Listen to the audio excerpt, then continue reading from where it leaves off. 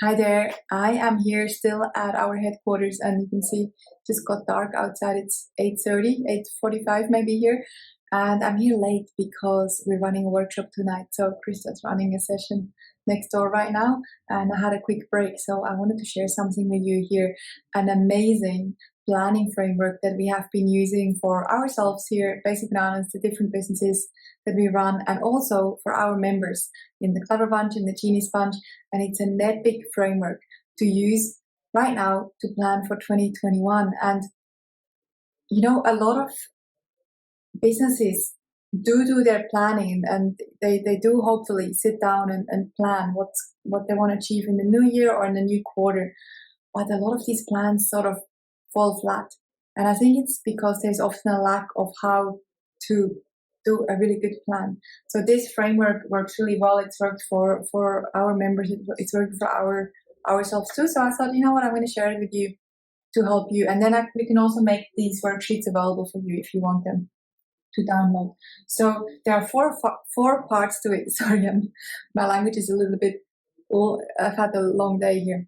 But hey, let's try. So the first part is reviewing your last year. And especially if you use this plan for an entire year, I would take it in the reviewing part. I would take your notebooks from 2020, your calendar, anywhere where you've written down your thoughts, look through that. So what I did is I just took my notebooks and I looked through my notebooks and I wrote down what are some lessons that I learned, what are some lessons, what are some successes, what are some failures, what are some patterns that you have noticed in 2020. What did you learn from your failures and what did you learn from the year in general? So first, review. And then the second part, once you've done a review, the second part you do is you then create your vision. So now you want to create your vision for 2021. And what I like is actually one of my friends, Cameron Herold. He calls it a vivid vision. And he's also got a book called Vivid Visions. And how he likes to do the visioning is to go into a place where you're undisturbed, maybe in nature, you don't get notifications on your phone, and you just start dreaming. And you do that in 3 to 5 years into the future, and you think about how will your ideal life and business look like? If it was perfect, how would it look like? What I suggest you do here for the next year's plan, let's just do 12 months in advance. We don't really know what's coming at us in the next 12 months, but we can definitely put together a vision for 2021. And so what I suggest you do is think about you're at the end of 2021. What would you like to have achieved? And how I like to do it is I like to do it in categories. And you have your own categories that are important to you, so feel free to add or get rid of some. But the ones that I've added here are family and relationships. So how does that look like? How does business look like? How do adventures, so what adventures would I like to have done? What do the finances look like? Health, how does my health and well-being look like? The impact, what kind of impact have I been able to make? How have I evolved? Evolution. You might add your own bits too. Some of our members, they add stuff they would like to buy, like tools, toys that they like to buy. So you do this in categories. And when you do it, write it as if it had already happened. Write it as if it had already happened. So for example, in terms of adventures, I would write here, I have done at least one amazing adventure per month. I have gone to Europe. I have ridden my motorbike through South America. So, right now, unfortunately, I don't really know how many adventures overseas I will be able to do next year, but you get the idea, right? The next thing you then do, part number 3, is you now strategize. You now strategize your vision. So how will you achieve that vision that you have created? And I quickly do want to share something with you.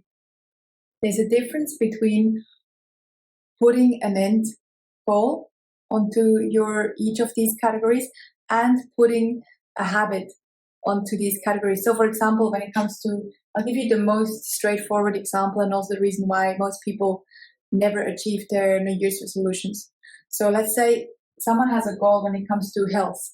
Their goal is to lose 12 kilos by the end of the year.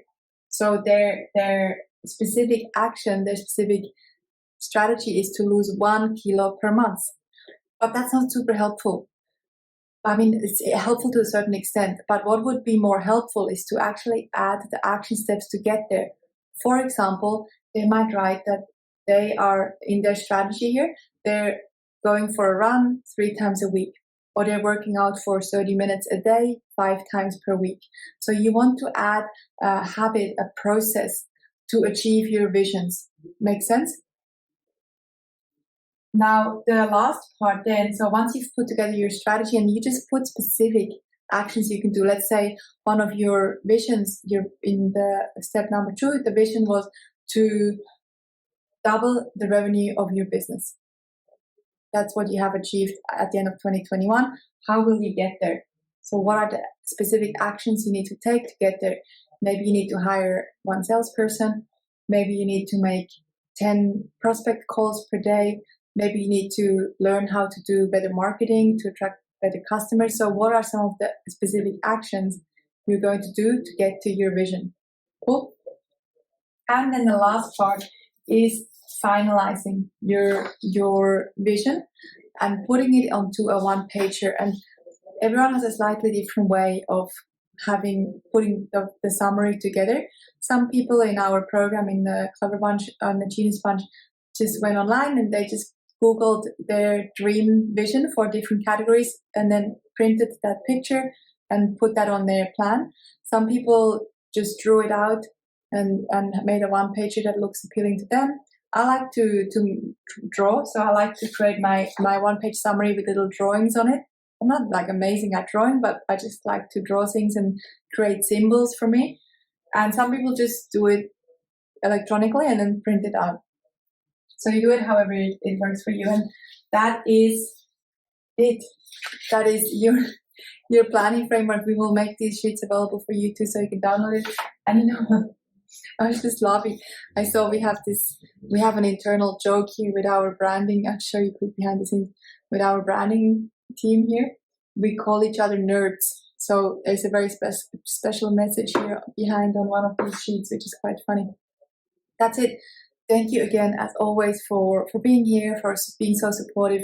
This year has been even more amazing in terms of how supportive everyone has been of each other. So it's just been nice to see that, and I really appreciate that. And before I lose my voice, thank you for being here. If you know someone who would benefit from this, feel free to share it with them. We definitely get very excited when you share our resources with other people, because the more people we can support, the more people we can touch, the more we're fulfilling our mission to support people around the world.